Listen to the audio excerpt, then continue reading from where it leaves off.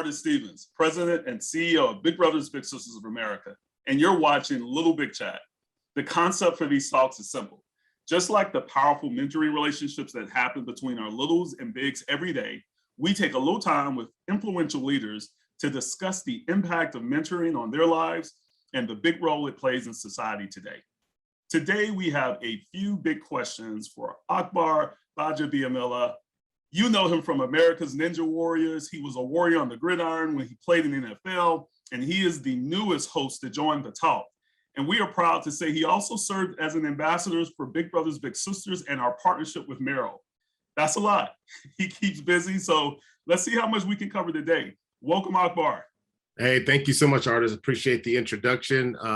Excited to have this conversation. I'm so in love with the idea of having these cool conversations because I do believe they're really the agent of change, especially the one-on-one concept.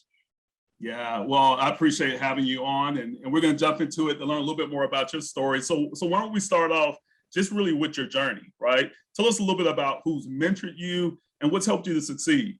Well, you know, what's fascinating is when you think about mentorship, right? And the way you guys have kind of modeled it, I see the same thing in kind of my background and my story. You know, growing up in South Central Los Angeles, during the time that I grew up, you know, riddled with gang violence and, you know, growing up, you know, just right in the middle of the crack epidemic.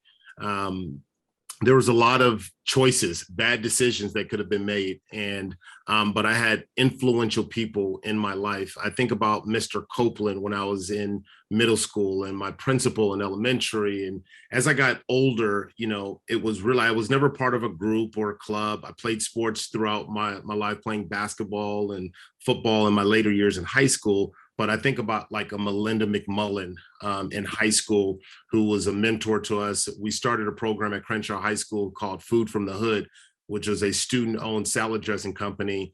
And it was that group that really taught me about business. And it was that group that business that really taught me about, you know, having a purpose. But it was Melinda's special interest in making sure that she helped not only myself, but my brother, my family, and really kind of help us, you know, through the process. And I think the reason why one-on-one is so important is because it's like a sports trainer, it's individualized, right? We all have our different needs, and not to say that a big group doesn't work. It can't be effective. But when you meet somebody for their individual needs, I think you see the maximum growth.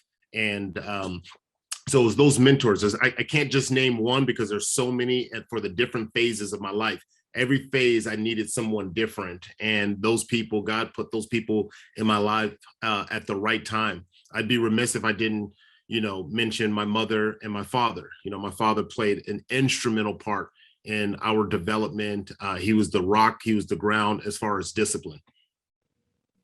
Well, Akbar, that's just phenomenal. You know, another thing, speaking of like this idea of mentorship and one-to-one, and just how your voice has been so influential in this approach and the story we're telling, you joined us for the Merrill Shared Steps Challenge this fall. And it was all about encouraging people to get just outside of it in support of breaking down barriers for young people because of the lack of access and outdoors and experiences that come along with exploring these types of new environments. Tell us a little bit about how important it was for you growing up, getting outside, and the importance of understanding that world.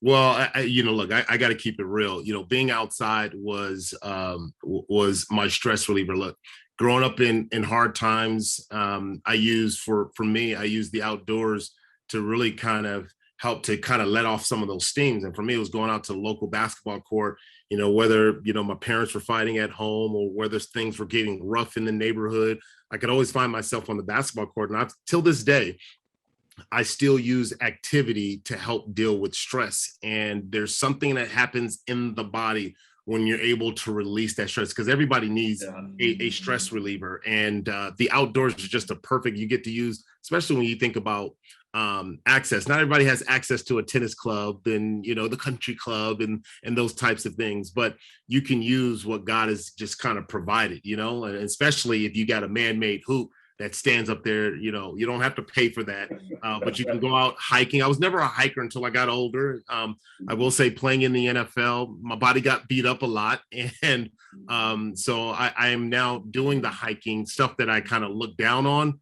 But man, I'm burning the same type of calories, you know, going up steep hills and, you know, and then also too, just being able to get that sun, get that, you know, seeing the nature, all those things. It really does kind of help with being able to wrap your head around whatever it is that you're going through. So I thought it was a great partnership, and because it's something that I do now. My wife always gets on me about, oh, you remember when you didn't like to hike and you thought that that was you know, too, you know, it was too good, you're too good for it. Now I've embraced it full on. Yeah. Well, there's not a lot of hiking in Crenshaw though, right? Well, you got to go out a little bit, Yeah. because we're in a flat city, but you know, you can get to Runyon Canyon, you can get to some of these areas where you can do some nice hiking, nice trails, View Park, or even too, if you're in an area that's got a little bit of range, you can just go up and down and around. I still do walks around the neighborhoods with the slight little hill inclines, but I want to say that partnership was an eye opener, because I do realize so many people don't have access to facilities, and for a lot of people that can be discouraging. Well, I don't have a gym membership, or I don't have access to these things, so I'm done. Well, you can really just go right outside your doorsteps, and it's right there. It's right there for the taking. Yeah, I just love the way that you talked about access, right? And sometimes access is what you go to and you get. Sometimes access is about how you create, right? You create in your given environment to be able to do that. I love that, and that's so important for our families, our audiences, our stakeholders to hear. You know, you talked a little bit about your career, right? And particularly just, you know, I've watched you, so many people have watched you, amazing highlights during your career. I remember watching NFL, now what you're doing in terms of a TV host personality. And congratulations, by the way, on all the great work you're doing and joining the talk. So that's really exciting as well. But, you know, as young people and adults see you, and they maybe think about the final result, right? So here's where you are. Talk a little bit about the journey to getting to where you are today and what that took. Well, you know, there's this huge transition that happens for a lot of professional athletes. And I think a lot of people think that if you're a professional athlete, you made it. Well, I'm here to say, yes, you know, in relationship to perhaps the, you know, the rest of the world, you know, you make a decent size amount of money, but you also have given up a lot as well. And this is all a part of the process. But for me, I spent almost my entire life at the time, you know, as a professional athlete. Prior to that, I spent my entire life focused on sports.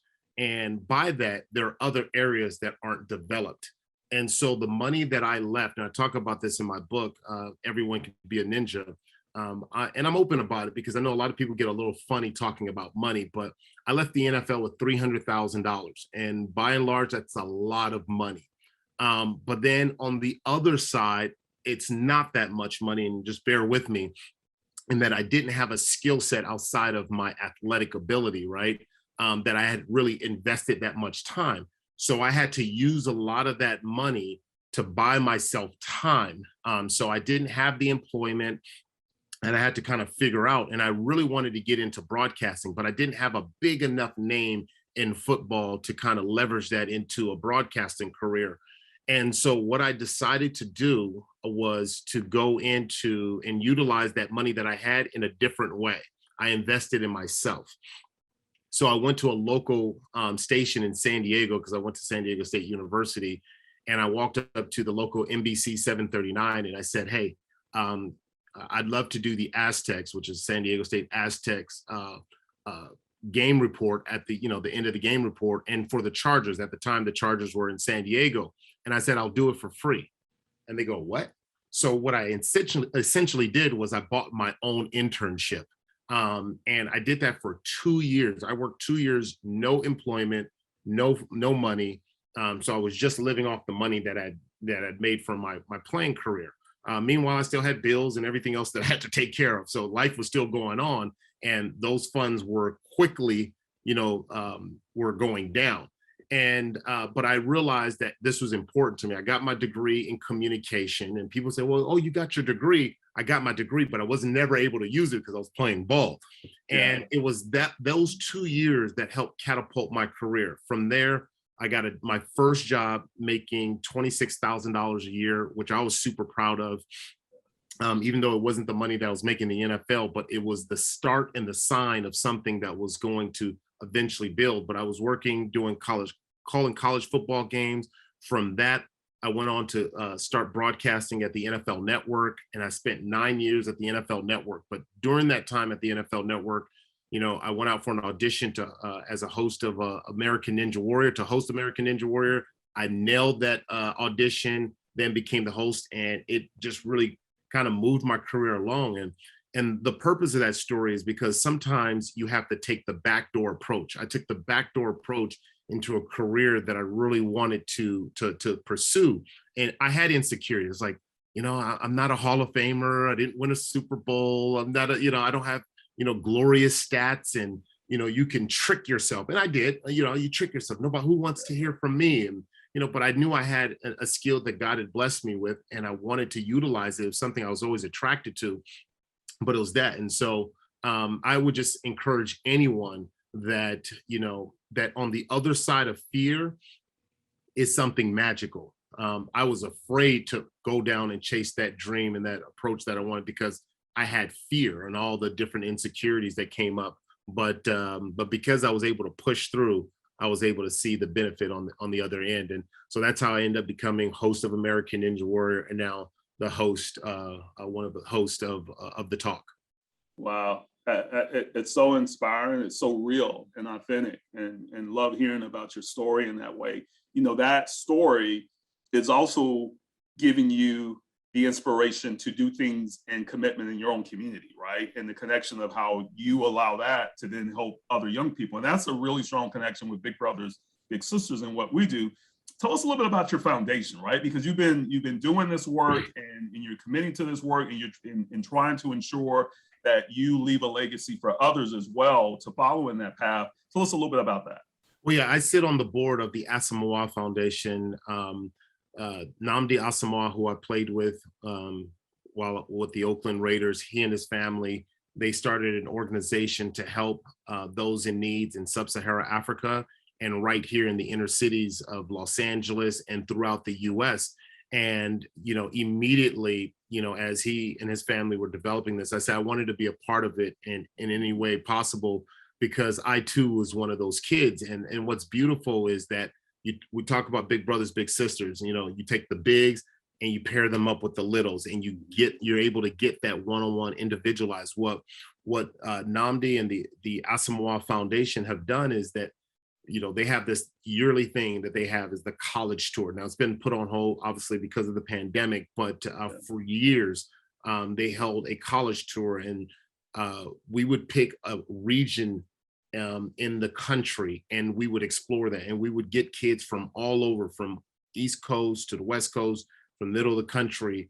And let's say we chose, the East Coast, we would hit up the Princetons and the Harvards, or if we did the West Coast, we would do the UCLA, Loyola, USC, all those schools, Stanford, and we take these kids to these college tours and give them access, because I really do believe that seeing is believing.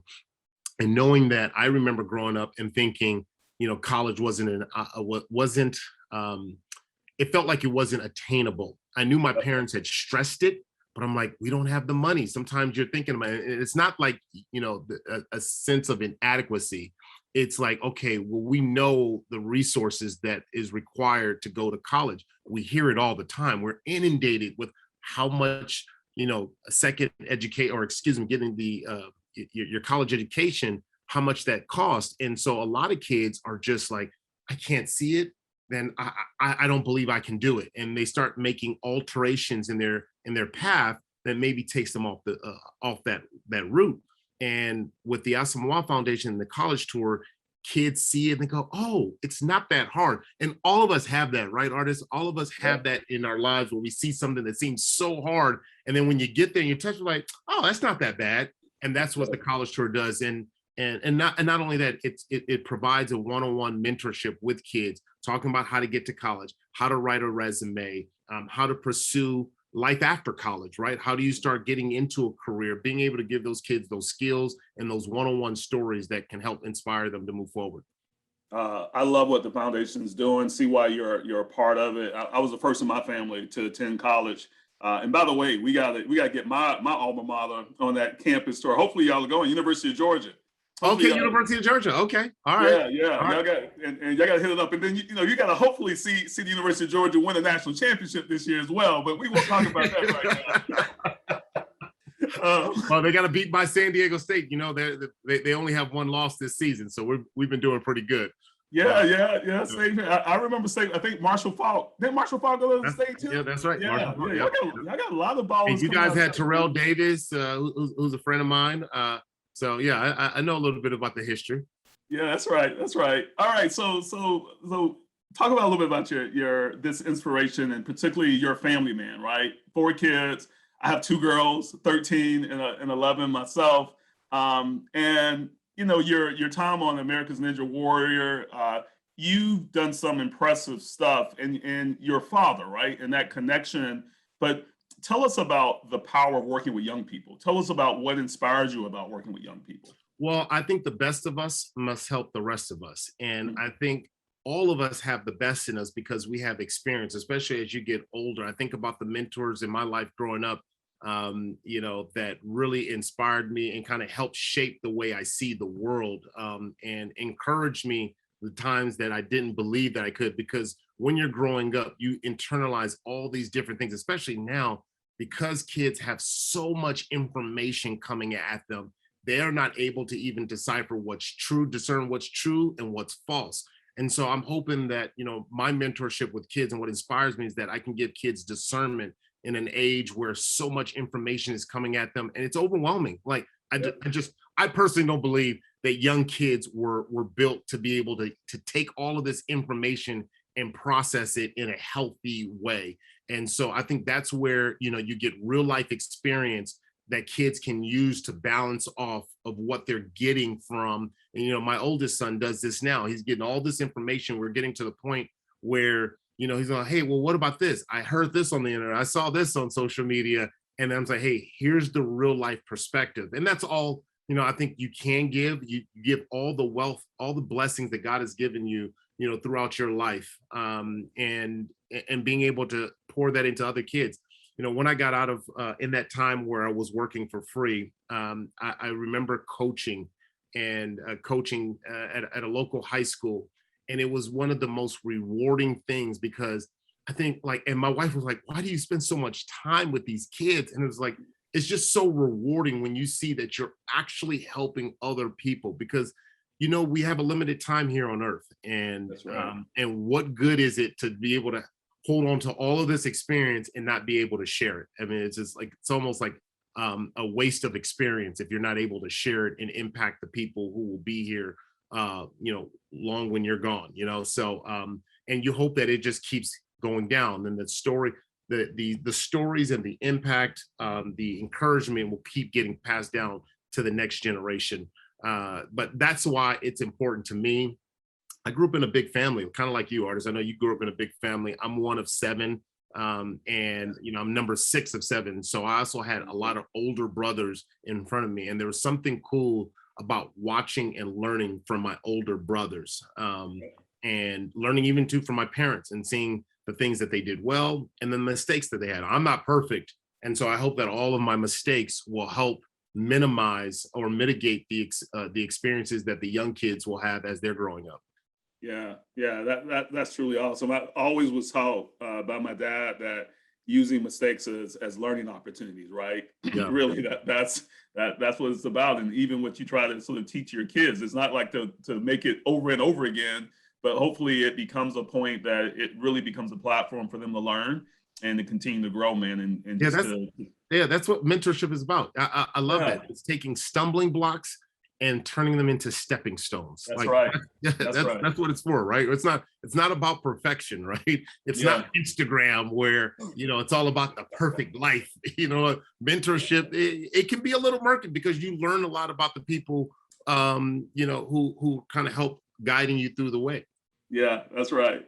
Well, listen, I got one more question for you, All right? This may be the toughest out of all of them. All Like, right. what's most nerve-wracking for you? What's been most nerve-wracking for you in your career, facing NFL players on the field, or facing the topics and tough questions on the talk? Honestly, I would have to say it's the conversations and the tough topics on the talk, but not because they're difficult. Is that we live in a different time now. I hope that during this time that I've been blessed to have this platform on the talk, that I will hopefully one day encourage a nation to have conversation over confrontation. This cancel culture has to stop. It has to stop. And I find myself, the challenges of doing this, I'm just keeping it 100, is always constantly thinking in my head, what can I say? What can't I say? It's constantly changing. Like today you can say this, tomorrow you can't say that. And if you say that, you're canceled. If you think differently than I think, then you are canceled. I can't believe you have these, like there has to be enough room for people to be able to, and hear me thoroughly here, all of us have our ignorances, right? All of us have the things that we don't know or the things that we've not been exposed to. And yet, this is still in a time and an era where things are readily available. But like, I don't know about you, but I've got thousands of emails, hundreds of text messages, hundreds of voice messages. I hadn't even checked yet because we're inundated, right? We're just inundated with information and you can only process so much. My bandwidth is about that big, so it's just like, so it is scary. I'd rather, as much pain as my body went through, I'd rather still be hitting it with the 400 pounders and 300 pounders on the gridiron. Cause, and I say it obviously tongue in cheek, but it really is a challenge that I'm hoping to hopefully little by little break down this idea that we can't have conversation, agree to disagree, and learn from each other. And I'll tell a quick little story here. And was one of the most defining moments in my life. And I don't know if this is applicable to what you're asking, but one of my favorite stories is coming to San Diego State. I grew up in an all-Black neighborhood. And I never had white teammates, white friends, right? Because I grew up in a certain area and I stayed in my bubble, right? I shouldn't be canceled for that. And I also had white teammates who had the same thing, but on the opposite end. Grew up in white towns, never had any Black friends, didn't have Black exposure, any of that stuff. We came to San Diego State on a football scholarship. We were in the same proximity, same locker room. We had the same goals. The conversations we had in the locker room where we shared our ignorances about each other, some jokingly, some disrespectfully, but at the end of it, we were able to come together and learn the most. I had the most growth in my college years because I learned a lot about what I didn't know, and my teammates learned a lot about what they didn't know, and we grew from that. There was no canceling each other out. We had to figure it out, like, hey, let's figure this thing out. And so that's why I hope that I can encourage people, even with a story like that like in 4 to 5 years in a locker room, we were able to grow. I mean, you could get some dudes who were, straight gang banging in one area, in a racist neighborhood together, and they're best friends. That's a true story.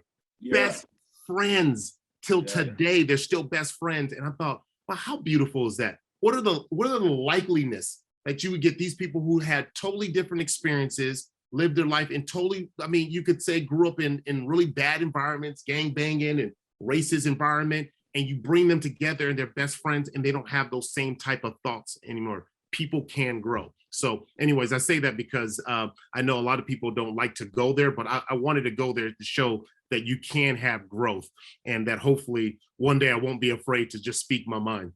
Yeah, all I can say is wow, man. Yeah. And what you just shared and what you shared throughout this conversation is the purpose of Little Big Chat, right? To bring forth those kind of thoughts and those kind of ideas, ones that we can embrace more broadly and ones that our young people can learn from. Right. So I cannot thank you enough for the time that you spent here, the conversation, man, the insights, and just the wisdom, man, that you've laid out in your journey and even the way forward. It's going to mean so much to thousands and thousands of volunteers, of professionals, of young people and families and communities. So Akbar, appreciate you joining Little Big Chat, man.